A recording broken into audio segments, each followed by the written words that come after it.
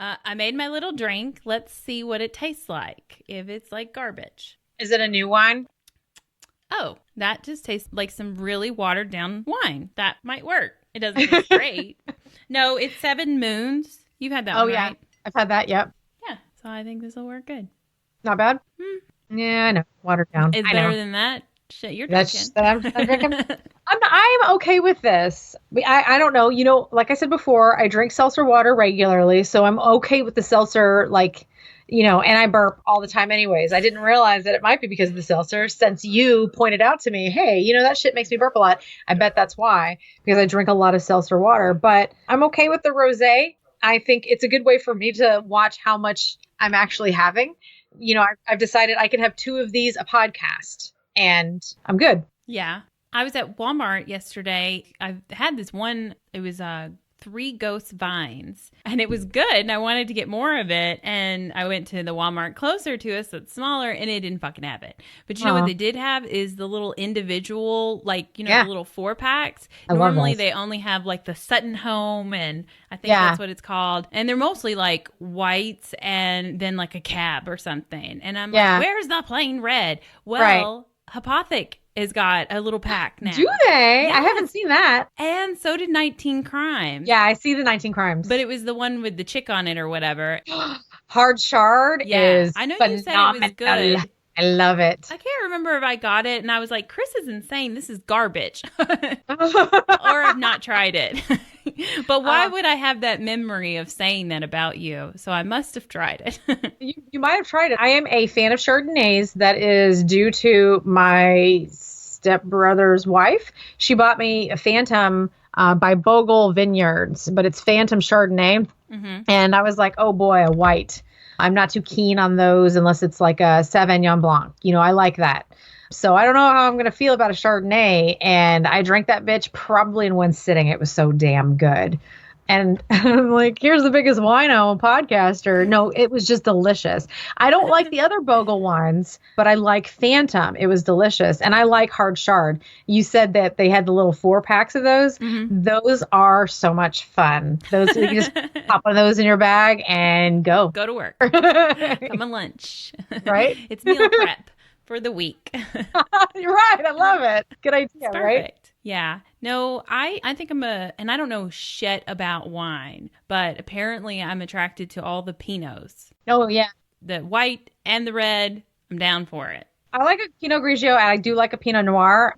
I've been a fan of Pinot Noir forever. I thought that Cupcake made a delicious one, and then I tried others, and I was like, okay, this is just my jam, apparently. The other day, that's what I got, was 19 Crimes Pinot. Yeah. And then this one, the 7. Yeah.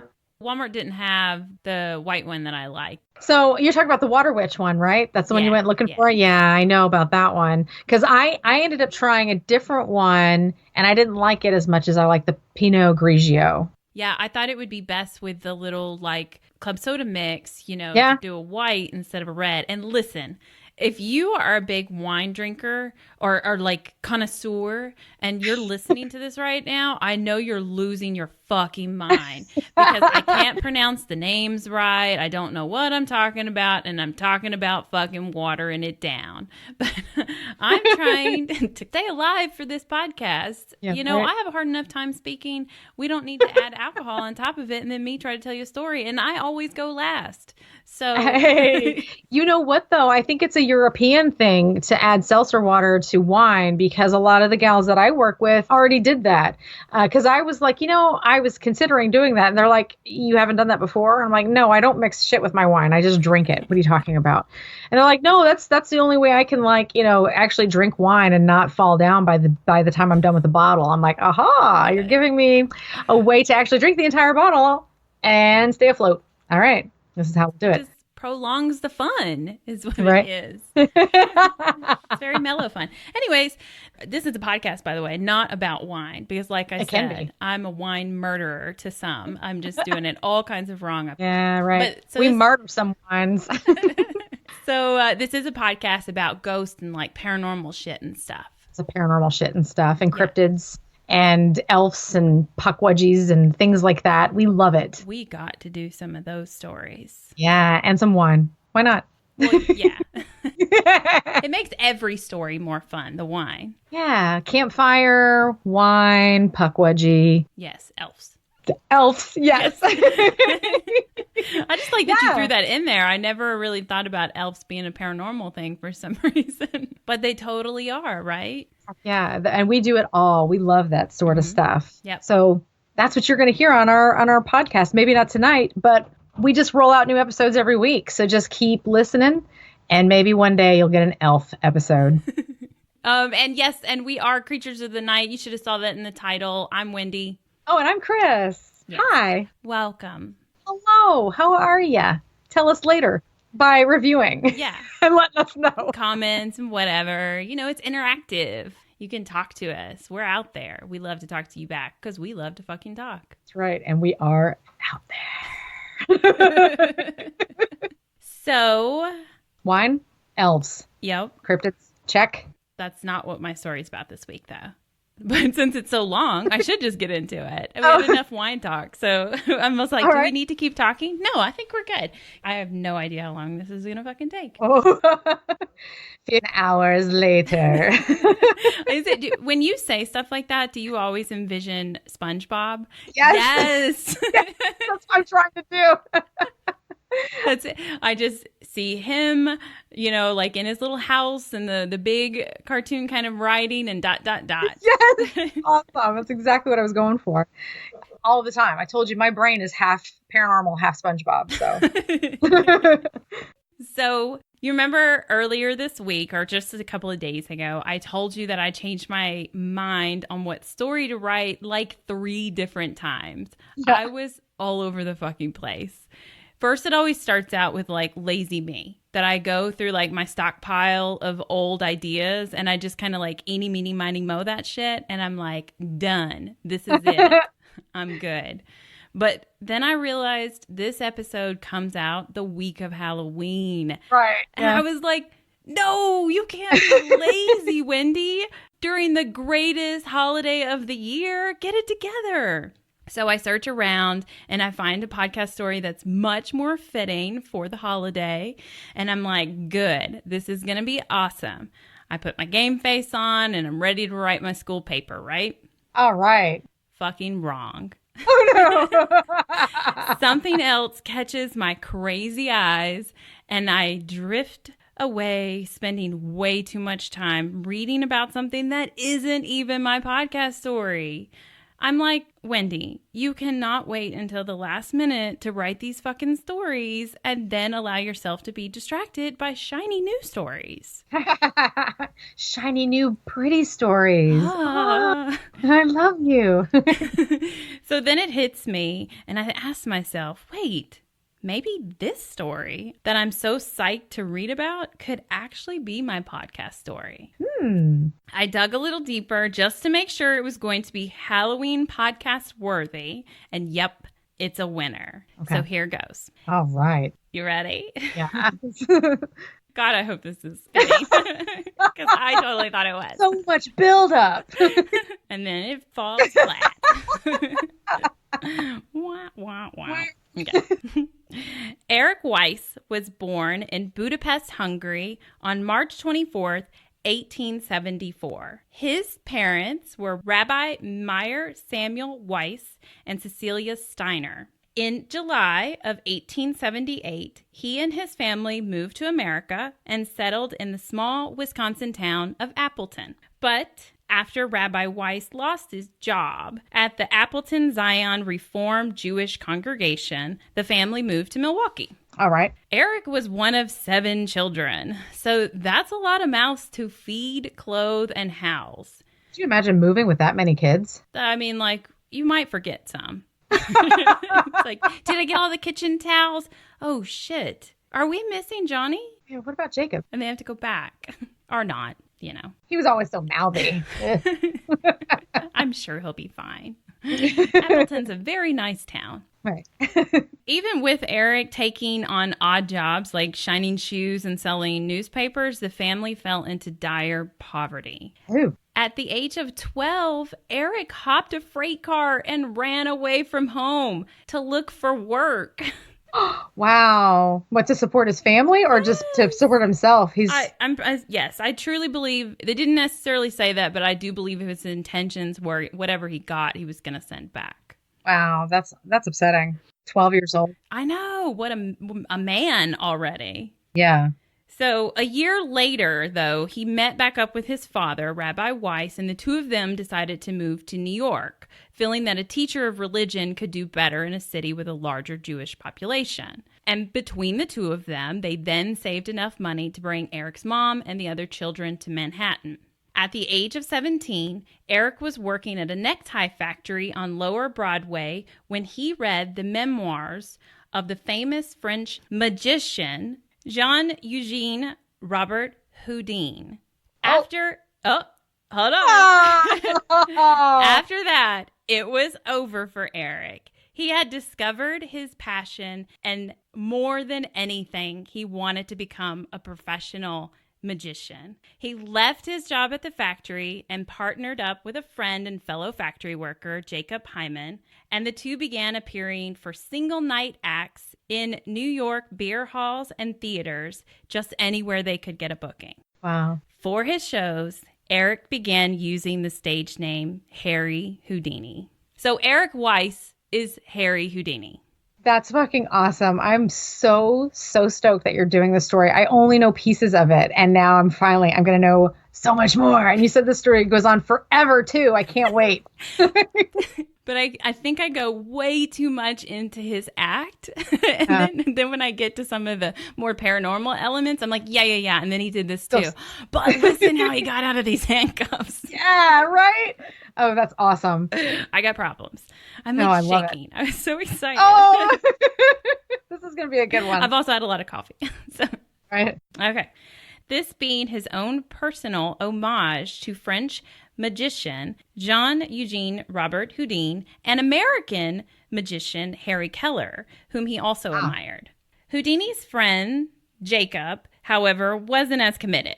He was discouraged as agents refused to book them for longer runs, and so Jacob Hyman quit and went back to the necktie factory. Mm-hmm. Theodore Weiss, Eric's younger brother, eagerly took Jacob's place. The two began traveling all over for shows, and like I said, anywhere they can find a booking. And they even went as far as Chicago, calling themselves Brothers Houdini. Oh. They were performing, for the most part, in dime museums, on platforms next to snake charmers and fire eaters. Ooh, cool. It's a fun crowd to be around. Right? Nice. At first, Houdini focused initially on traditional card tricks, but he wasn't that good at it.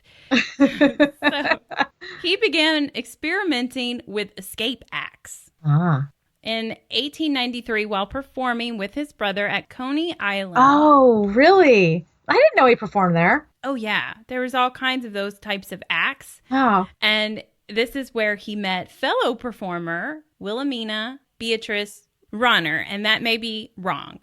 Everybody will know her name but me. I don't know. I should have looked up how to say it. You know what, though? Nobody ever comments on our podcasts, so we'll never know if we're saying anything wrong. That's not 100% true. But they never correct us. I was telling somebody that the other day. I said, Chris is always throwing in these corrections, but I think it's very rare that anybody actually points them out to her. She's just beating her own self up. I never make corrections. I'm like, fuck that. Fuck that. Anyways, these two get married almost immediately. They're so smitten with each other. And Wilhelmina, who is called Bess, began working with her husband as his assistant. And Houdini's brother, Theo, don't worry about him. He went on the road himself with another performer, Madame Olga. Oh. When not performing magic, Harry sold soap, combs, toothpaste, and other necessities to fellow performers. Wow. He also spent his free time pursuing his new hobby, handcuffs. Nice hobby you got there. I like how they just put that out there as his hobby. It's like, handcuffs, isn't that your thing? You know, everyone, what? You're not into handcuffs? What's wrong with you? He discovered that they could be opened with a concealed duplicate key. A small piece of metal or bent wire, a single key would open every set of the same pattern. With less than a dozen hidden keys and picks, Houdini was sure that he could escape from every kind of handcuffs used by various police departments in the United States. Wow. He read every piece of information that he could find on locking mechanisms and began collecting different kinds of cuffs, taking them apart and studying the mechanics. Shit, he was the ultimate locksmith before that was even a thing. Well, so there was a legend out there that when he was a kid, one of his odd jobs that he worked was for a locksmith. Oh, no shit. But also when he got into magic, that wasn't the first thing that he went for. So. Right. He went for cards, apparently, and failed. Yeah. He was like, I can do this. And they're like, you're not very tricksy. You know, I can see what you're doing with your hands. That's what they said. He wasn't very quick, like with his sleight of hand movements. And that's why he wasn't that good at it. You suck, Houdini.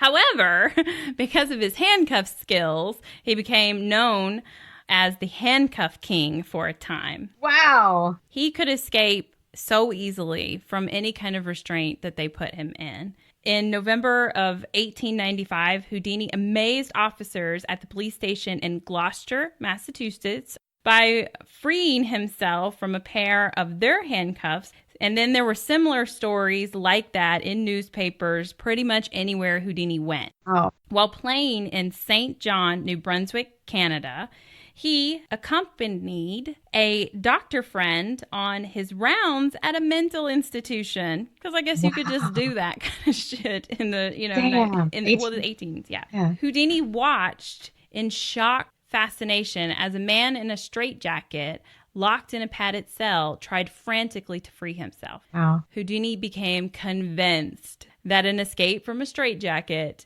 would be a showstopper performance. Yeah. He obtained a straitjacket from his friend, and then after weeks of strenuous practice, he was ready to try it before an audience. Wow. Eager volunteers buckled Houdini in, carried him into a cabinet, and then closed the curtains. Huh. He had gained such slack by holding his crossed arms rigidly as the sleeve straps were fastened, straining every muscle a little at a time. He forced one sleeve and then the other over his head. Then he opened the straps with the pressure of his fingers, like through the canvas of the jacket. Okay. He twisted, he turned, and finally squirmed free and threw the restraints and burst through the curtain and took a bow. And no one fucking applauded. Why? They didn't see it. He did it all behind a curtain. The whole thing fell flat because Houdini had not yet discovered how important showmanship is. Oh my God. They just assumed that an assistant was behind the curtain and helped him get out of it, you know? Yeah, exactly. So he had to work on that. Yeah. The Houdinis had their worst season by far in 1896. They were in so much financial trouble that Harry wrote to other magicians and offered to work as their assistants. In the fall of 1897, Houdini toured with a Midwestern medicine show. A Dr. Hill, the owner of the show, sold bottled cure-alls to the crowd, you know. Yeah, snake oil. Nice. Right. I would have been first in line, by the way. I love that shit. You'd have been amazed by everything he was saying. Every single thing. You mean I can clean the toilet and it will help get the fungus off my toe? And the stains off my teeth? All at the same time? How many can I buy? So crowds ate this shit up, and they would gather around Houdini, and other people, his little troupe, would be putting on performances while he sells this bottle of water to people. Yeah. Then they would offer a show later in the evening for a ticket price. All right. In one town, Dr. Hill heard that a spirit medium had been attracting sizable audiences in the area, and Houdini offered to stage a seance as part of their performance. He's like, I can do that.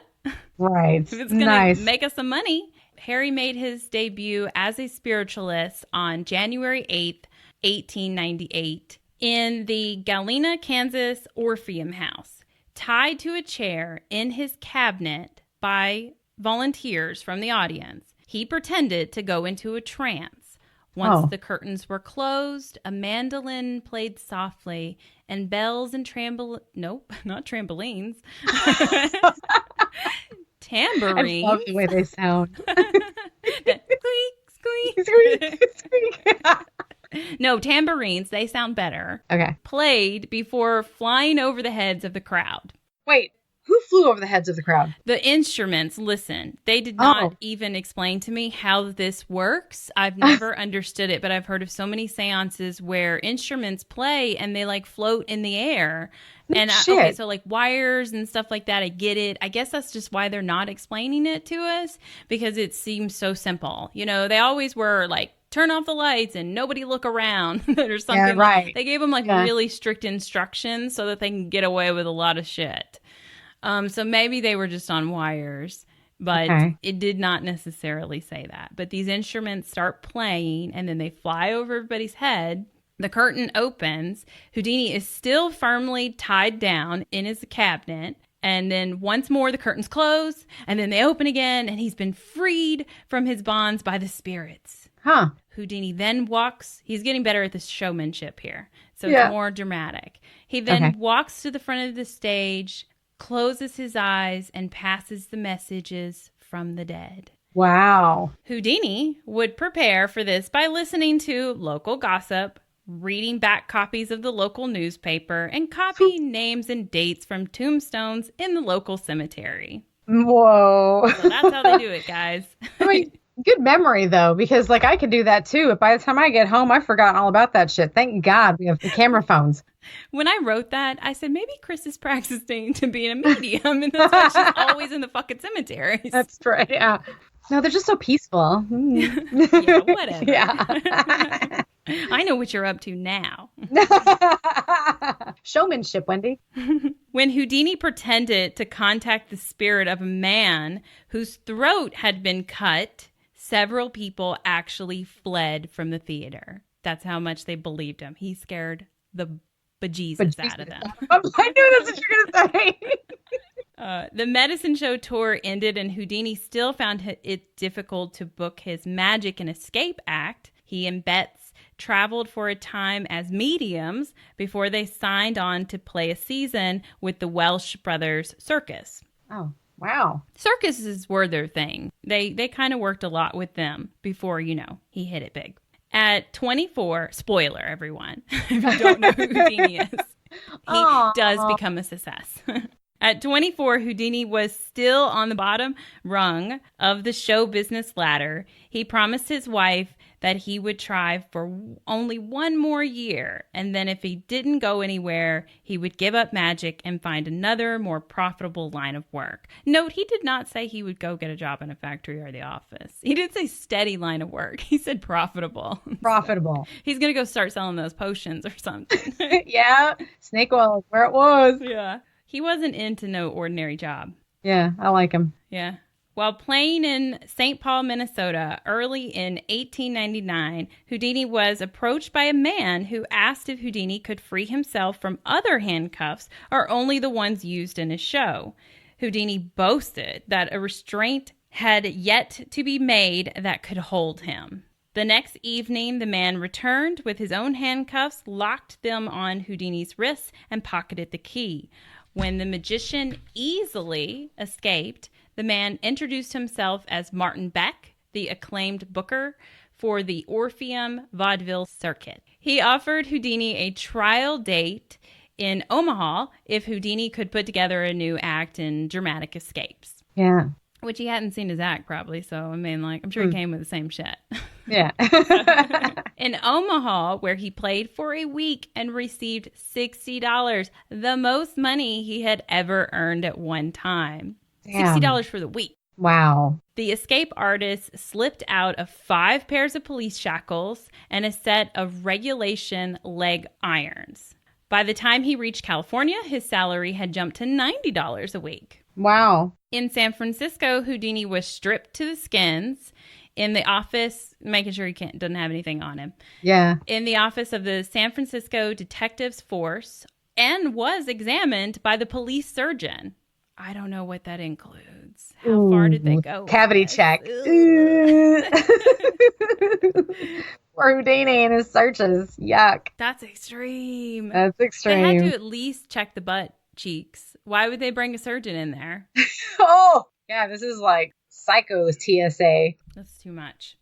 That's rough. I'd be like, I'll pass. That's okay. Yeah, right. You got me. He then proceeded to slip out of 10 pairs of handcuffs, a wide leather belt used to subdue dangerous prisoners, and a regulation straitjacket. Right? Hannibal Lecter style, right? Right. Yeah. When Houdini's salary soared to $150 per week, he ran a large ad in the trades paper and made sure that the theatrical world knew of his accomplishments. Wow. Martin Beck also used these ads to sell Houdini to the Keith Theater circuit in the East as a headliner. Yeah, this is now where he's hitting it big, right? Yeah. Later, Houdini and Betts sailed to England without a booking.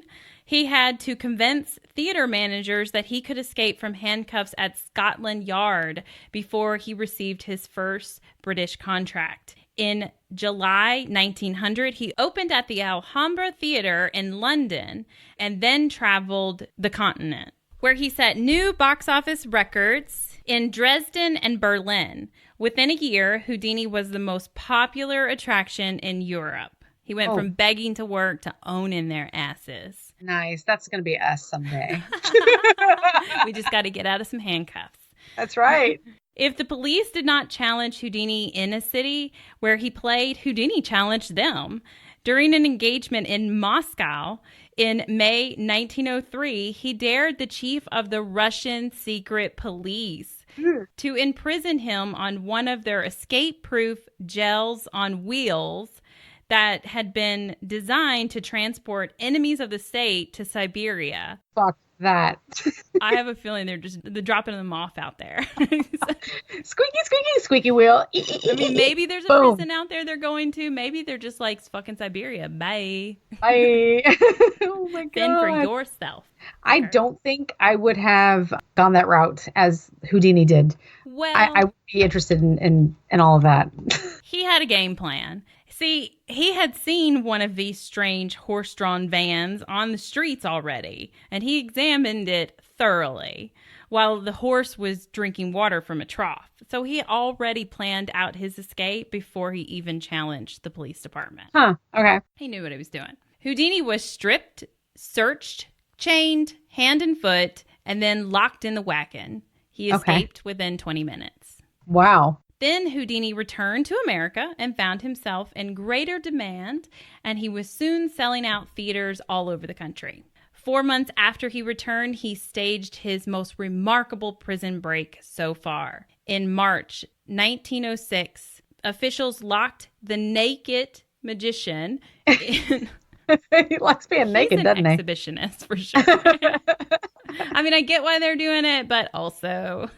That's funny. They didn't have modesty cloths then, you know, so it is all out. In a Washington, D.C. cell on Murder Row, the officers then locked Harry's clothes in another cell, and then they returned to the warden's office just to wait. Working quickly, Houdini freed himself and then proceeded to open all the doors on the cell block. Wow. He shifted the prisoners because the prisoners are still there. He shifted the prisoners from one cell to another. They thought this shit was hilarious. And apparently he's naked the whole time too. Damn. Like, look at this fucker. Put your clothes on first, dude. Right. That's why they're like, ugh, there's a naked guy in my room. He's like, okay. Whatever. Just Maybe get out of my it was a room. way so that the prisoners wouldn't challenge him. You know, they always say, look crazier. That's right. You're the crazy. Yes. Yeah, because he's a small guy. Houdini is. Right. So like 5'4" or something. I remember he was a small guy, right? He's a shorty. Yes. Yeah. Yeah, I think He he was was. 5'4". And his wife was like 4'10" or something like that. She was like, I don't know if it was that small, but she was real short too. Aw, they're the perfect couple. Yeah. After changing the cells of all the men on the entire cell block, Harry locked the cells. He did lock them back in, so that was good. Nice. He knocked on the warden's door. The entire feat took less than 27 minutes. Wow. Quick. How many prisoners are in there? Like 6? I mean, because if you got 15 people to move around, somebody's going to ask questions or be slow. No kidding. I cannot get out of my house if my life depended on it in 27 minutes. I have to go back inside. I forgot something. I go all the way up the third, story. There's no way. No. And then like you include like trying to organize other people. I've got 2 kids. Yeah. This ain't going to happen. No. So, This guy, how many prisoners was there that it didn't say. And so that's why I'm like, it's got to be kind of it's Murder Row. And have you ever watched like The Green Mile? There was only like 6 or 7 of them in there. Yeah. So I'm going to keep it at a small number. Still impressive. It is impressive. Yeah. That winter, Houdini jumped from the Bell Island Bridge in Detroit and got out of 2 pairs of handcuffs while submerged below the surface of icy water. Look. In the Columbian Theater in St. Louis in January 1908, Houdini escaped from a large galvanized container full of water. Before he was placed in the container, he suggested to the audience that they start holding their breaths the moment that his head disappears out of their view. He entered the can feet first and quickly disappeared into the water. Within 30 seconds, most spectators were gasping for air already. Oh, yeah. But Houdini did not appear for 2 full minutes before he resurfaced. Oh, my God. Later, he added to this act by handcuffing himself also, just making it a little more challenging, and then putting 6 padlocks on the top of the container. Damn. Bitch, he's crazy. No. Yeah. Yeah. No, he's really confident. And usually there were always people standing by with like axes and stuff. But I mean, like, they waited 2 minutes before they got, Yeah. Nobody was going after him. Right. Yeah. I don't know. I wonder how like, what's the tap out time on that? Like, Is he like, if it gets to 3 minutes, dudes, y'all come looking for me. Right. I assume he knows how long he can hold his breath underwater and stuff like that. So there's got to be a certain time frame when that's why they've got axes and stuff, right? Right. Or to make it more dramatic. I'm not sure. But maybe he says, don't you dare hit this thing open. I will get out of it. But that still probably leaves a lot of panic in the person holding the axe. But I mean, yes, they obviously test these tricks a million times before they ever put them on stage because they want to be confident that they can get it done. Yeah. He's a professional. Yeah, right. In 1911, Houdini released himself from being tied to a plank by 3 sea captains. He also escaped from a deep-sea diving suit even after the headpiece had been bolted to his shoulders. What? How? They didn't explain these to me, but I'm like, okay. I'm really baffled by magic. Like, even a simple trick, I'd be like, do it again. I can't even use chopsticks. So, I mean, come on. I can use chopsticks, Wendy. I can show you. Oh, will you please teach me? They never have forks at my job, but we have a whole ton of chopsticks. Really? Yeah, I can teach you how to do that. I just poke the food with it. Eat it like it's stick. And that's how you do it. You already know. Then he accepted the strangest challenge of all. A sea monster, which looked like a cross between a whale and a giant squid, had been found on the beach near Boston, and the lieutenant governor of Massachusetts dared Houdini to play Jonah. He didn't elaborate on what he meant, but Jonah goes into the well, right? What, like in Pinocchio? Like that kind of thing? They could have said that and it would have made more sense. But is it a Bible story or something? I think so, yeah, but I don't know it. I don't remember it, I should say. I have been told it. But yes, basically, they want him to go inside the sea monster and get out. And that's exactly what they do. They handcuff him, and then they force him through a slit in the embalmed carcass of the sea monster. Where is the sea monster today? I need to know. And then an assistant sews up the opening with a metal chains. But Houdini freed himself within 15 minutes. And he also said that shit smelled disgusting in there and he would never do something like that again. Any more sea monsters y'all find, I'll pass. I'm done. I'm done with that. Gross. Whoa. Wow. Yeah. That's crazy. Yeah, it was nuts. So Houdini drew huge crowds to theaters wherever he played. And in 1912, Houdini introduced the Chinese water torture cell. That a lot of people are familiar with. Yeah. How this act works is that handcuffs are snapped to his arms or wrist, And then there's restraints on his ankles as well. Houdini was then hurled upward, turned upside down, and lowered into the tank full of water. Yeah. Houdini was visible through a plate glass, but then they do put a curtain over him while he gets out of it, you know. And then again, there are people standing by with axes to make it more dramatic. Yeah. But after a few suspenseful minutes pass, and then Houdini just parts the curtains, free from all his restraints and out of the tank, the audience goes fucking bananas. They Yeah, lose their right? mind. They lose their They're shit. just like, that's the greatest thing ever. I think getting out of the sea monster was pretty impressive, but That's whatever. crazy. And gross. But when Oh. Houdini returns home to the United States the following summer, he takes a bit of a break because he wants to spend time with his mom, Cecilia. She's now 72 and her health is failing. But months pass, and then it's time to go back to Europe to return to his tour. Then on July 17th, a cable arrives for him while he's still in Europe, and it says that his beloved mother passed away. Wasn't that sad? He can't handle it. He falls unconscious to the floor. Damn, he really can't handle it. He really can't handle it. He breaches his contract, which, you know, that seems pretty, like, plausible Yeah. anyways. He's got to go home. But he breaches his contract and he cancels the rest of the European booking and he returns to New York for the funeral. It was the greatest blow that the great musician, you know, because he plays those tambourines. Yeah, I remember the tambourines.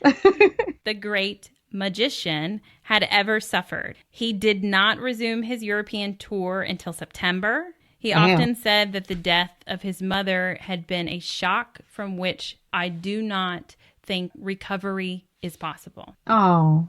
Houdini was working in the United States when the Great War broke out in 1914. Since the European theater was closed to him, he perfected his new publicity stunt to bring to crowds in America. He would wear a straitjacket, or he would escape from it, I should say, while dangling in the air upside down from a tall building. Yeah. More than 20,000 people turned out to watch him wiggle out of his bindings in Providence. Another 50,000 turned out in Baltimore, and twice as many gathered in the nation's capital. Yikes. Go back to Providence. Sorry, I had to throw that in there. He would end the stunt by letting the straitjacket fall dozens of stories or more to the street below. See, he's a good showman now. He's really got it. Selling it. Dramatic. That's very dramatic. Very spectacular. He'd also extend his arms and take a bow while still hanging upside down. I don't think I could do that. Just so you know. He's upside down, so he has to go up. That's got to be some abs of steel, right? Yes. I can't do that. Nope. He had to have been really strong, though, to always be wiggling out of those straitjackets. Yeah. Houdini registered for the draft in 1917, but he was 43 years old, so it was very unlikely that they were ever going to call on him. He did use this opportunity to offer his services performing in training camps or Red Cross shows. He also staged his straitjacket escape high above Broadway as members of the Society of American Magicians and their wives sold war bonds in the streets. So he did his part. Does that still exist? War bonds? No, the Society for Magician, whatever. Oh, yes. Oh, really? Yes. Cool. Totally. On January 7th, 1918, Houdini introduced the biggest illusion ever staged at the New York Hippodrome Oh, yeah. when he made Jenny, a 10,000-pound elephant, disappear. Yeah. People went bananas. Oh, yeah. This is more than they can handle. And Harry Houdini had finally made it. Oh, wow. But Harry was really troubled in his personal life. The fame just didn't mean as much to him. He was still depressed over the death of his mother and soon became obsessed with it. After she died, he was observed many times at the cemetery where she was buried, laying face down on her grave, holding long conversations with her. Oh. He felt that he had to communicate with her, and that was when he turned to spiritualism. Yeah. But having conducted fake seances during a low time in his career, he soon discovered that mediums he visited were trying to pass off cheap magic tricks as the work of spirits. Huh. He knew he could duplicate their methods on Yeah. stage, and it was not long before his efforts to reach his mother became secondary to the need for him to expose all medium frauds. Wow. I didn't know that. I didn't know that he became the guy that started like, by the way, this shit's fake and this shit's fake because I didn't know he did that. Oh my God. They called him a ghostbuster, which is not exactly the correct term, but Wow. but I mean, basically he was saying like, this is bullshit. Because he even started investigating like all their methods. So he was watching them. You know, he loves to study things and figure this shit out. So he starts watching them hardcore, and he began this self-appointed crusade against them. Meanwhile, his career is doing great. He's still doing fine. He's still working on the side. It's just like any free time he has, he's obsessing over this other thing. Before he closed his show at the Hippodrome, the magician signed a contract with B.F. Roth of Octic Films to star in a movie series called The Master Mystery. Houdini made his first Hollywood feature film, The Grim Game, for Paramount Pictures in the spring of 1919. His second film, Terror Island, I heard that one was fantastic. I actually don't know any of this shit. Was made soon after, and confident that he could write and produce movies himself, as well as star in them, he formed the Houdini Picture Corporation. Whoa. His films enjoyed moderate success. They were okay, but were not enough to keep Houdini from his real calling. In 1920, during a tour in England, Houdini met Sir Arthur Conan Doyle, the creator of Sherlock Holmes, and a spokesperson for spiritualism. The two became good friends, despite their opposite of views of the supernatural. He met a number of British mediums through Doyle, but encountered nothing but trickery at their seances. I love that. Trickery. He would attend seances wearing a false beard, mustache, and any other kind of piece of disguise. And then he would sit quietly and just watch the happenings until he was confident that he knew what they were doing and that they were fake. And then he would just leap up and rip off his... Remember, he's a showman.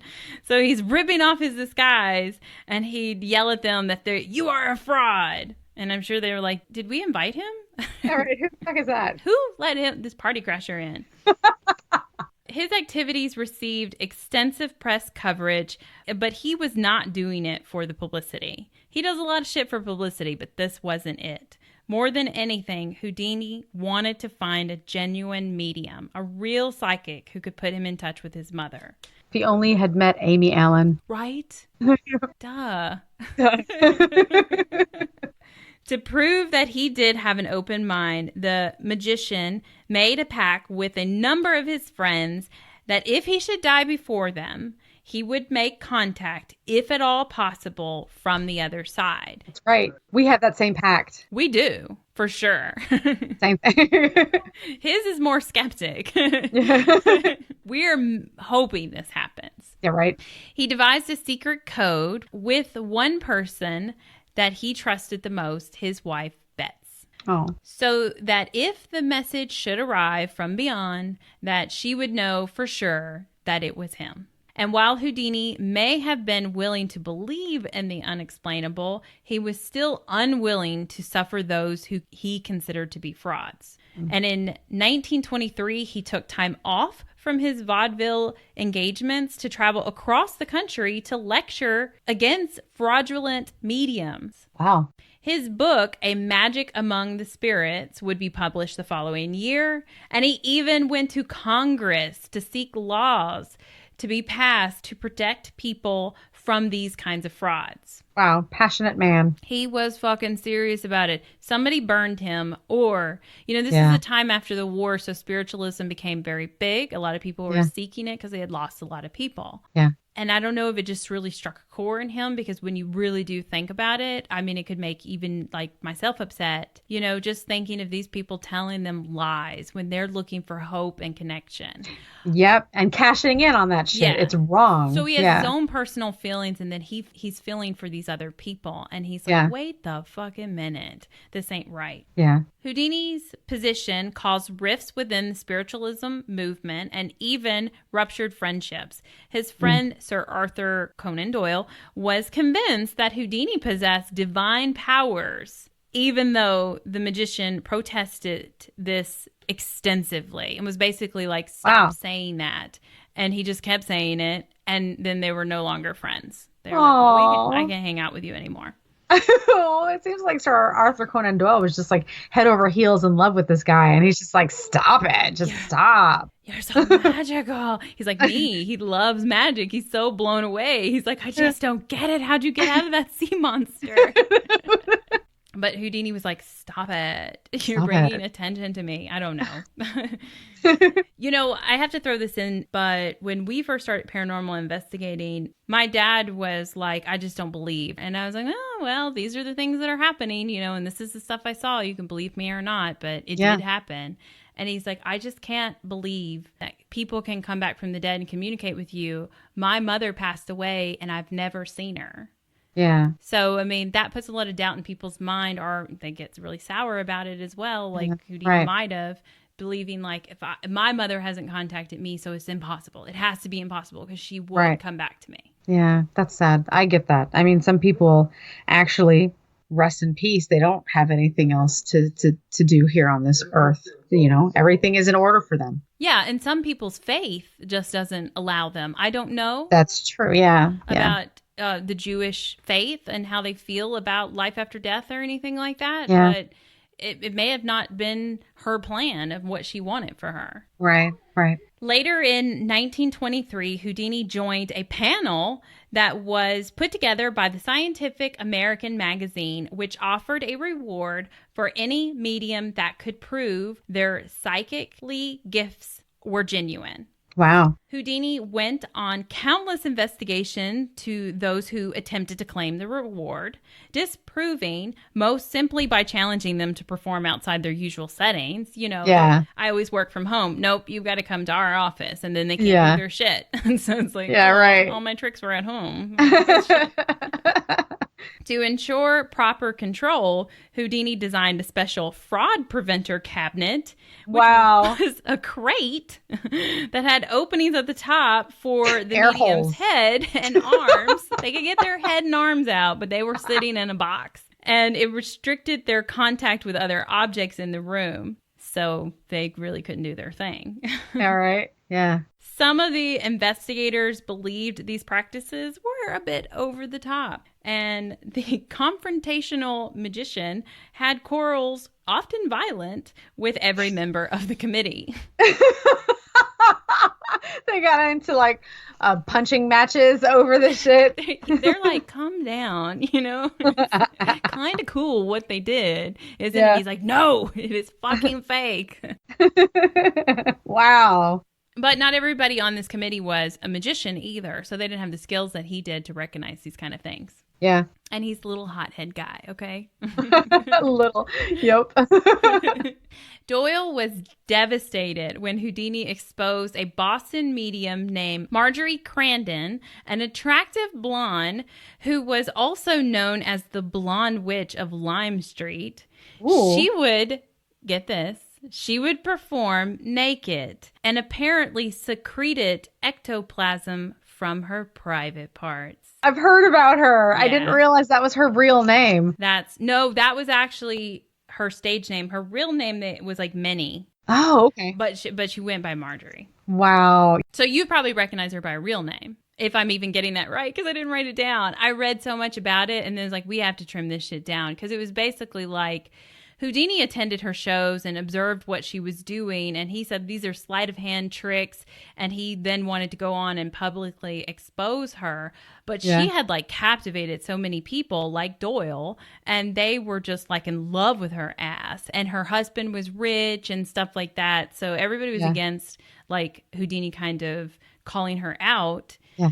And so she actually continued to go on to be a success, but she didn't get that fucking reward money. Yeah.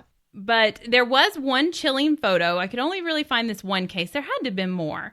But I found this one case that Houdini could not debunk. Mrs. Mary Fairfield McVickers, she must have been married twice. Or her family was rich. Why she got 2 last names? Anyways, on the occasion of her 73rd birthday, she boldly stated to the crowd that she saw herself passed out in a coffin. She assumed that this was her death, and she further insisted that should she die within the next year, a photograph should be taken next to her casket at the funeral home at exactly 5 p.m. Wow. If her request was carried out, she would be enabled to appear beside the remains of her body. How does she know that? She said she just saw herself in a casket, and then all of a sudden, I guess it's like plotting like how we plot, hey, we're going to like meet up when we're both dead. She was like, I'm going to give them a show. I think I can do that. That's amazing. I hope I can plan the same thing.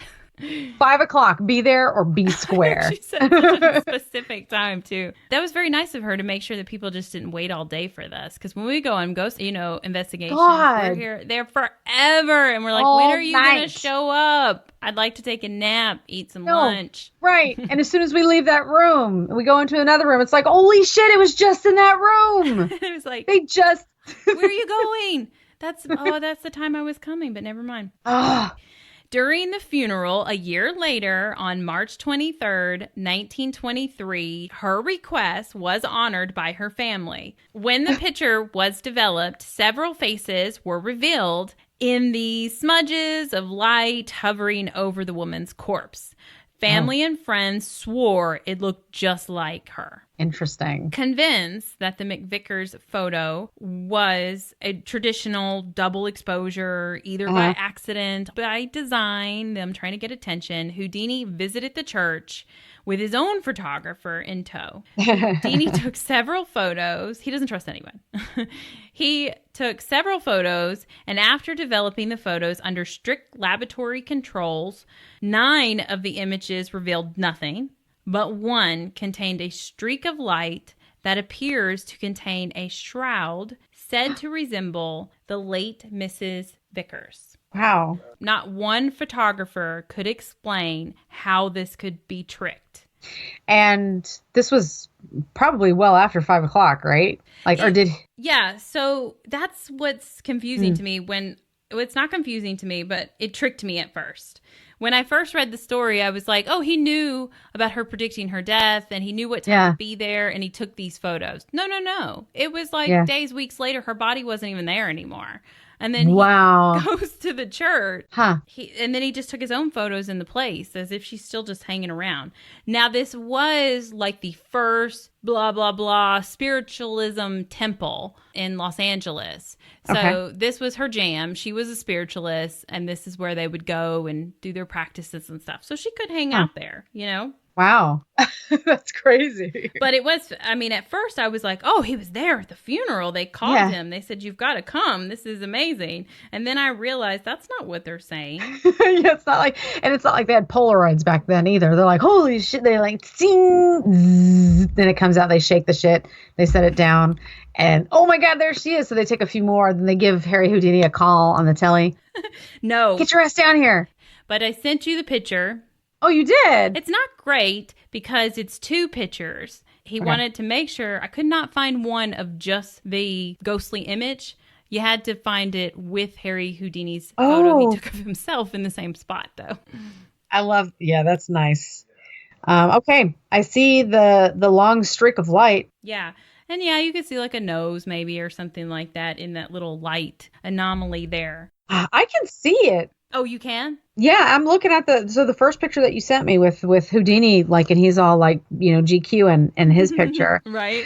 But so right next to the streak of light, it looks like, it's, again, it could be matrixing because there is either wallpaper on the wall or the image is just grainy as fuck, Chris's camera style. But it looks like a face. Yeah. It looks like a woman's face. Yeah, you could totally see it. So it's not like a full body ghost just standing there chilling, waving, hey, what's going on? But it was a light anomaly that no photographer could explain. They said the negatives were clean as hell. Wow. Everything they used was brand new. It wasn't dirty. Yeah. They tried really hard to make this a controlled experiment. And then, out of the 10 photos, this is the only one that had this. That's crazy. So that's and they think that that's exactly like what she looked like. Yeah. The Wow. face that's in the top of it. They claim Yeah. that that's what she looked like. Interesting. That's very, very interesting. I mean, when you look at something like this and you know that it's from the early 1900s, I mean, Yeah. that's cool. I mean, that was history right there. Yeah, it's just cool. You know, most of the time he was like, bullshit, bullshit, bullshit. Like, he would, on stage, take photographs and stuff and show you how all this shit could be faked. Like, those, Yeah. you know, people would go to a photographer after they lost somebody and Yeah. then the ghostly image of that person. And then Yeah. he would show how he could make ectoplasm appear and stuff. None of this was explained to me, and I'm still Wow. baffled, but I think he's some divine being, just like Doyle does, you know? Yeah, right? But apparently he did all this on stage, and he would explain to people, yeah, it's bullshit. But Wow. this one stumped him because it was such a clean investigation, and yet something still appeared in these photos. Cool. So he said, I cannot say that this is the spirit photograph of Mrs. McVickers, nor can I deny it. That he just left it Sure. at that. People Yeah. say he was pissy about that, but I don't think he was pissy. You know, he said he had an open mind about it. Yeah. Well, he still wanted to prove one way or the other, and there were left questions open. Yeah. So that's probably why he was a little tiffed. I don't think he liked to be baffled, you know? Yeah, And not right. be able to figure it out. That might be Yeah. a trait for magicians. Hmm. In the fall of 1925, he opened a new full evening act that casted him in 3 roles: magician, escapologist, and debunker of mediums. In every city along his route, Houdini offered $10,000 to anyone who could exhibit a spiritualistic Can you help me out? Is it manifestation? Yes. I knew it. I'm just going to leave it in that way. I can't read or talk. That he could not duplicate. The shows sold out all over the country, and Houdini found himself in the position of extending tour dates because the demand for tickets was so high. Houdini's fall season began in September in Paterson, New Jersey. It would be during this tour that the show began to be plagued with problems and mishaps. In Providence, Rhode Island, Betts became ill due to poisoning. Well, it tells you what type of poisoning, but I can't read it, so I don't know. Maybe I should tell you. Is it too nasty for our podcasters to hear? I just never have heard of this before. Is that a P? Yes, it's a P. It's a ptomaine. It's got to be a sign like a PT, like ptomaine, I guess. I don't know. Exactly. Like romaine. Hey, they were poisoned by romaine lettuce. Always. PTO main lettuce. Don't eat it. It's bad for you. On the night of October 11th, a chain slipped during Houdini's famous Chinese water torture cell escape, and he fractured his ankle. A doctor in the audience advised him to end the show, but he wouldn't go to the hospital, and he didn't stop. In fact, he finished the entire performance, painfully hopping on one foot. Damn, dude. On the afternoon of October 22nd, 2 McGill University students who had heard Houdini give a lecture the week before stopped by the magician's dressing room at the Princess Theater. Ooh, must be lovely. I bet. It doesn't exist anymore. Oh. But one of the young men was drawing a portrait of Houdini. Like, get a camera, dude. Nobody's got time for that.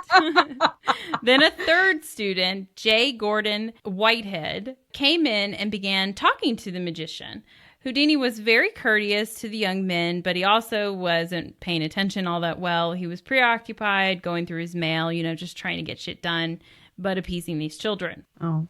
He wasn't paying close attention when Whitehead asked if it was true that Houdini could withstand powerful blows to his stomach. He absently replied that he could, as long as he could brace himself in anticipation for the punch. The boy, thinking that Houdini had given him permission for such a demonstration, suddenly leaned forward and struck him 4 times Damn. in the abdomen with a clenched fist. Why 4 times? Bastard. What the fuck? He claims this was all like, oh, I just was fucking around and I wanted to see if it worked. But 4 times? No, that's assault, sir. Yeah, right. Yeah, exactly. When Houdini looks startled, he's too nice. He looked startled. The boy quickly backed away and exclaimed in a panic that he thought Houdini was giving him permission to hit him. The magician soon recovered enough to reassure the young man that it was a simple misunderstanding. And then he stepped on stage to do a show. He's like, don't worry about it. Such a nice guy. Throughout the evening, except for when he's arguing with that spiritualism committee. Yeah. It's a completely different story when it's a spiritualism thing. Throughout the evening, Houdini was seen wincing in pain, and late that night, he admitted to crippling pains that continued to get worse. He continued to perform over the next 2 days. Even with the pain worsening.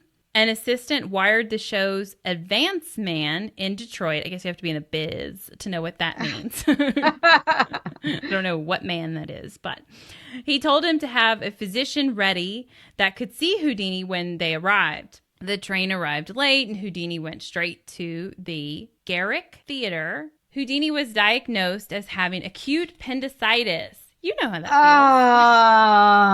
feels. Oh, come on. His really? Was not brought on by demons like yours, though.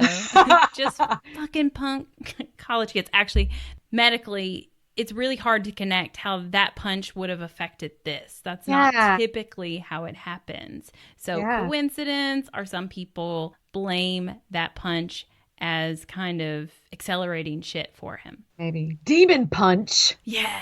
That kid was a demon. How do you even punch somebody 4 times that quickly? Demon? Yes. My arm couldn't repeat her that fast. No, because then my fist would hurt. I'd have to recover. Oh, my God.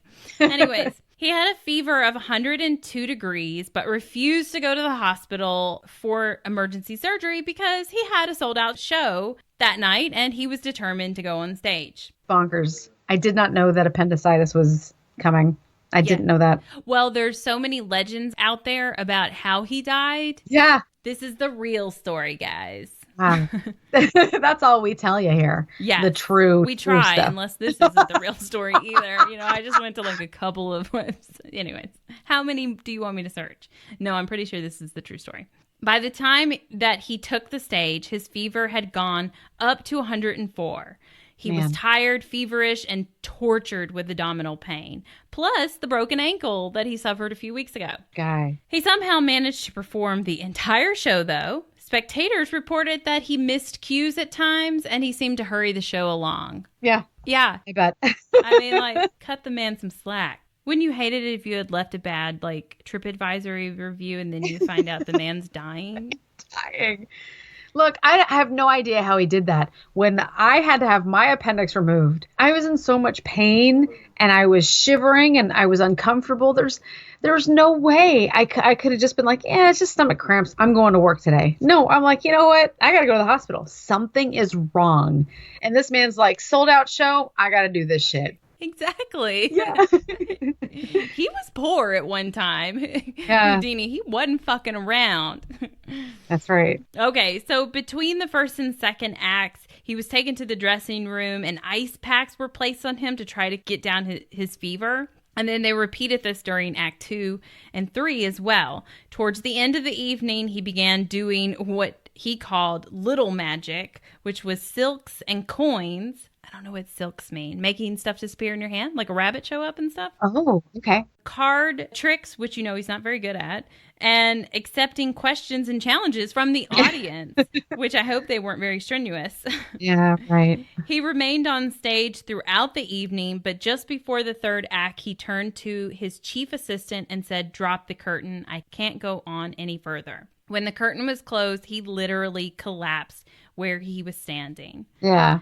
Houdini was rushed to Grace Central Hospital. An operation was performed immediately, but surgeons agreed that there was little hope for him to pull through. His appendix had ruptured, and despite the efforts of medical experts, it was suggested that Betts contact family members. Despite the seriousness of the condition, though, Houdini managed to hang in there until the early afternoon of October 31st, 1926. Wow. Houdini turned to Betts and his brother, Theo, who he affectionately called Dash, and spoke quietly to them and said, "Dash, I'm getting tired and I can't fight anymore."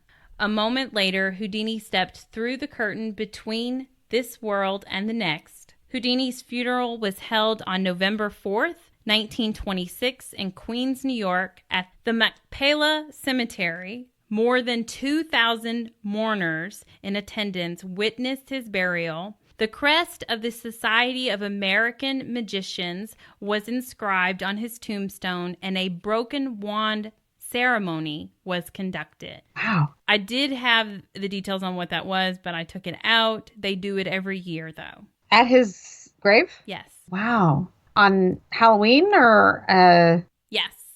Wow. Days following his death came reports from clairvoyants who claimed to predict Houdini's death. People have been saying this for years, though, so they were bound to be right at some point. Yeah, right. However, according to some, Houdini himself had predicted the coming events. Among clippings he collected was one from a 1919 recording of a collapse on stage in Detroit of a comedian named Sidney Drew. The performer had taken ill in St. Louis, but had continued to play against all advice from doctors until he reached Detroit, when he could simply go on no further. Those who discovered the clipping among Houdini's belongings must have found it odd that their deaths were somewhat similar. Yeah. And why Houdini kept this, was completely unknown. I'm assuming he's a fan of the comedian, but maybe. You would think his wife would know that. His fellow friend and magician, Joseph Dunnery, also had an eerie story to recall after Houdini's death. He said that one early morning in October in 1926, so like right before his death, Houdini called him in New York and asked him to come with his car to West 113th Street, as he was in a hurry and had to move some things. When the car was loaded, he asked Dunnery to drive through the park. Dunnery said that as they got to the exit of Central Park West around 72nd Street, Houdini grabbed him by the arm and urged him to go back to the house. Puzzled, Dunnery asked, "Did you forget something?" Yeah. Houdini replies, "Don't ask any questions, Joe. Just turn around and go back." Weird. Yeah, I'd be like, "Are you okay?" Yeah, right. Dunnery drove back to the house, and when they arrived, Houdini climbed out of the car and stood looking at the house in the rain. He stayed that way, water dripping down his face and soaking his clothes for a few minutes, and then he just got back in the car without saying anything. Hey, Harry, next time, a little less creepy, okay? Just, tone it down a notch. He's used to being dramatic, so I don't know.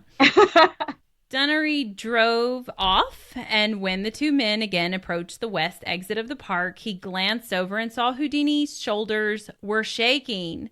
He was crying. His friend asked him what was wrong, and Houdini gave a rather cryptic answer. "I've seen my house for the last time, Joe. I'll never see my house again." Wow. Not long after Houdini's death, the famous Houdini seances began. Betts planned to honor her husband's request by attempting to contact him after death. Every Sunday, at the hour of his death, she would shut herself into a room with his photograph and wait for a sign. Wow. She spread the word that she was waiting for a secret message from her husband, and word spread far and wide, and Betts then also offered a $10,000 reward to any medium that would deliver a true message. I don't think you should have to do that to get like an honest reply.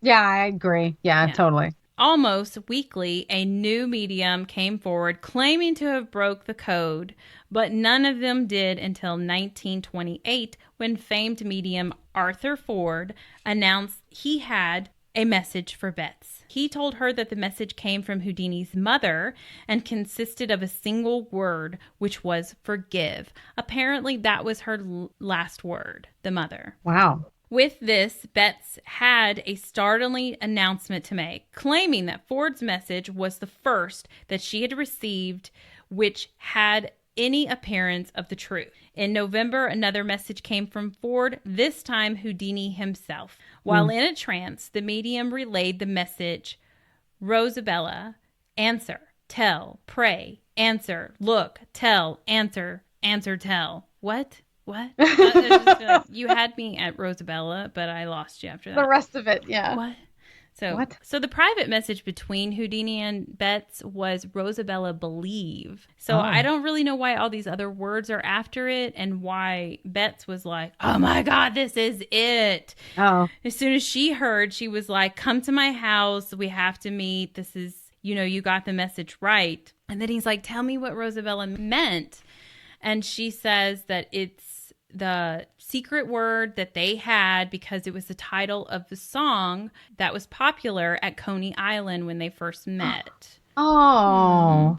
And then the rest of the message she told him, she volunteered this information because he hadn't said it yet, was a series of code words that spelled out the word believe. Look, I looked at it.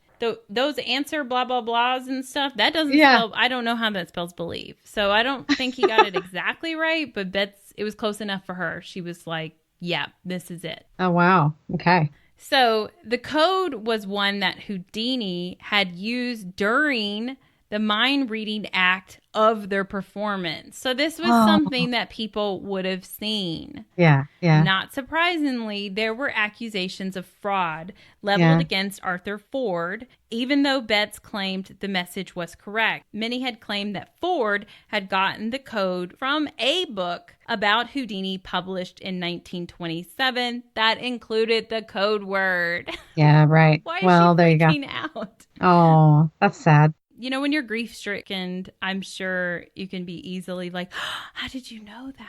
Right. Yeah, you're looking for every sign, right? And she may have not written that book or had anything to do with it because it True. was a part of their act. Somebody else, and then he might have told some other friends or something, though it claims he only told her. So I don't know. The press and the skeptics and Houdini's friends refused to accept that Ford had broken the code, and Betts, on their advice, withdrew her reward offer. Thank God. Oh, yeah, Betts right. Houdini continued to hold seances, however, in hopes of communicating with her late husband. But as the years went by, she began to lose hope that she would never hear from him. The last official Houdini seance, as you know, was held on Halloween night, 1936, 10 years after Houdini had died. A group of friends, fellow magicians, occultists, scientists, and Betts Houdini herself gathered in Hollywood on the roof of the Knickerbocker Hotel. Ah, yeah. It's all coming back. I love that episode. Coverage for the final Houdini seance was provided by radio and was broadcasted all over the world.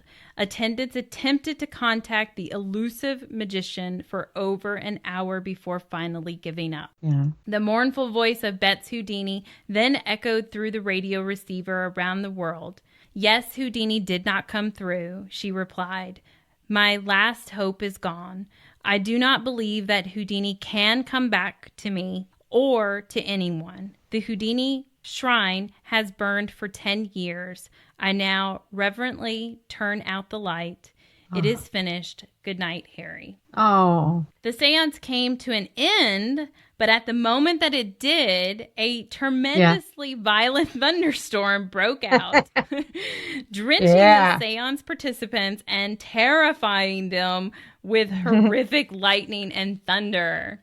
They would later learn that the mysterious storm did not occur anywhere else in Hollywood, only above the Knickerbocker Hotel. That's creepy. Some speculated that perhaps Houdini did come through, or that he's God. I told you, Doyle was right the whole time. He was. How can a ghost control weather like that? Yeah, he's a very dramatic man. He had to have that very dramatic exit. It was like, and good night. Boom, boom, boom, boom. I cut it out of my story, so I'm saying this from memory, but the last seance, the person that helped Betts organize it was a friend of Houdini's, but also Betts's new boyfriend. And the two of them lived together and stuff like that. Ah. So I wonder if Houdini was like, hold the fucking phone. That's my girl. No, sir. Because he was a hothead, remember? Yeah, he was. Yeah, so it makes sense for the lightning to kick in, right? He's like, you say what, bitch? Yeah. No, not really. He would never talk to her like that. No. Okay. It has also been noted that Houdini's ghosts have been felt throughout North America and without the aid of seances. In Niagara Falls, Canada, in 1968, the Houdini Magical Hall of Fame opened its doors featuring professional paraphernalia of the famous magician and escape artist. That's cool. A large amount of the treasures were bequeathed to Houdini's brother. And even though Houdini had instructed his brother to burn the material so that no one would discover his secrets, his brother didn't listen, and he kept them in storage for nearly 40 years. Eventually, these items were sold, again, to the Houdini Magical Hall of Fame in Niagara Falls and put on display. In the first year of the museum's operation, there were a series of 6 fires. Wow. A robbery, a freak accident in which one of the museum's directors walked through a plate glass window. Oh, Many what? believe that Houdini himself was showing his displeasure of the museum. So he walked through the window and he's alive? Yeah, Or I think Oh, so. okay. Just not a good situation, but yeah. Oh, cut up a little bit, huh? Yeah. In 1995, a massive fire ripped through the building and most of the artifacts were destroyed by the blaze, Wow. essentially fulfilling Houdini's final wish. The building now houses a 3D movie theater, and according to the staff members, Wow. paranormal activity still unfolds, including disembodied voices that spook the caretakers late at night. I love haunted theaters. Those are so much fun. You get a movie and some action. And a spook. I mean, it's 2 for 1. I mean, you get some popcorn too, so then 3 for 1. I mean, there's just so much there. I hope they have good popcorn. I like pretzels with cheese too. Oh, I miss pretzels with cheese. I know you do. I could do nachos. That's fair. Not as good. Houdini's spirit has also been reported at the David Stott building, located on the same site as the Garrick Theater, which was demolished in 1928. So this building is there now, and that was the site of Houdini's last performance. Other rumors place the ghost at the building that once housed WMR Hamilton Funeral Home, where Houdini was embalmed. Wow. Still others feel it is more realistic that he haunts the site of Old Grace Central Hospital, which today hosts the Harper Professional Building. Wow. Seriously? It's changed? It doesn't look like it's not a regular hospital. So it was like an old, brick building that's, so easily changed to like an office building, but because it didn't look all hospital-like. That's crazy. Yeah. Damn. The tradition of holding a seance for Houdini continues today, held by magicians and just regular folks, as I discovered on YouTube, throughout the world.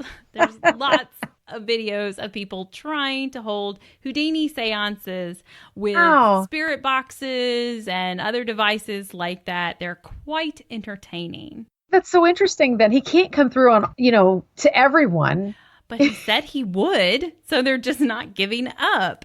Wow. So even though Betts quit doing her stuff in 1936, the official Houdini seance organization formed in the 1940s by Sidney Hollins Radner. Yearly Houdini seances are also conducted in Chicago at the Excalibur nightclub by necromancer Neil Tobin. Wow. I don't know why I'm just assuming you would know him. I know you're looking at me too. I'm like, I don't know who this guy you is. know all the necromancers, don't you? Not all of them. I'm working on it. On behalf of the Chicago Assembly of the Society of American Magicians. Wow. That's a mouthful. And at the Houdini Museum in Scranton. Oh, what? Yep. By magician Dorothy Dytress. Harry Houdini is still considered today one of the greatest illusionists and magicians in history. Yeah. The end. So guess what I'm doing for this Halloween? You're going to be Harry Houdini? No, I'm totally going to try to contact him. Listen, I've watched so many YouTube videos of people just with their spirit boxes, and they weren't all that great, but there was this one guy got a voice on a spirit box. No. He had one of those like boombox situations. Oh, yeah, the echo, blah, blah, blah, blah. But, okay, so I actually watched 2 videos. One is 20 minutes long. You should only watch it to skip through and to giggle at this dude. He has one of those boom boxes as well, but he is in what looks like a fucking warehouse by himself. Okay. On the back wall is a cartoon drawing of what looks like a little fat lady with a apron on and stuff. And there's nothing else on the wall but this one cartoon drawing. You know how they love to like graffiti out abandoned buildings? Yeah. But there's just this one drawing. So, and then I'm also like, why is this guy just sitting there with a recliner or whatever he's sitting in, his table, his whole setup? Is this his house? It's weird. You know why. Yeah. And he drew that shit on the wall and he was proud of it. So, it's back there for a reason. He picked this location. So anyways, he's got a couple of boom boxes and he gets all kinds of fucking weird noises, none of which do I think is Harry Houdini. And I could not even stand to listen to the whole thing because, you know, those boom boxes are like, wah, wah, wah, wah. And he's like, did you hear that? They said murder. And it's like, no, they did not say that at all. But sometimes there are words coming through and there's lots of screaming coming through. So nothing to do with Harry Houdini, though he says that was the purpose of his situation. This other guy, though, with this boom box, it's only like a 2.5-minute video, so we could even try to share it. He got one voice that came through and he claims that he paired it up with listening to old interviews of Harry Houdini, and he says their voices are very similar, which I agree. They do sound very similar, but 1930s or 20s interviews are very mechanical, and then these little boom boxes are very mechanical, you know? Yeah, right. And then I also got you a little clip that's like 2 minutes long that we'll have to share on social media that is of one of those big time Houdini seances that they put on. Awesome. It's just a lady sitting there being like, Houdini's talking to me, and he's telling me that the Cleveland theater, blah, blah, blah, cheated him out of money. I mean, that could be public knowledge. Yeah. You know, that's probably somewhere in a history book. So I don't know, but that's what they look like. So I thought I'd share that. We'll share that with you guys later on social media and stuff. You got Miss Cleo in there somewhere? Now she would get it right. She would have gave Houdini a run for his money. Her and Amy Allen. I know, right? Oh, shit, that's awesome. So when you try to contact him on Halloween, like, what's your method? Are you going to run out and try to get one of those boom boxes? You going to watch his movie? What's your plan? Okay, so definitely probably going to watch just a lot of clips of him on YouTube doing his performances. I think I'll just take over my dining room and sit at this round table, play some clips. You have to have out an offering of food and drink, probably some candles to help set the mood. And I might employ the rest of my family to create a circle. Yes. It's something we've never done together, you know? Oh, see, family time.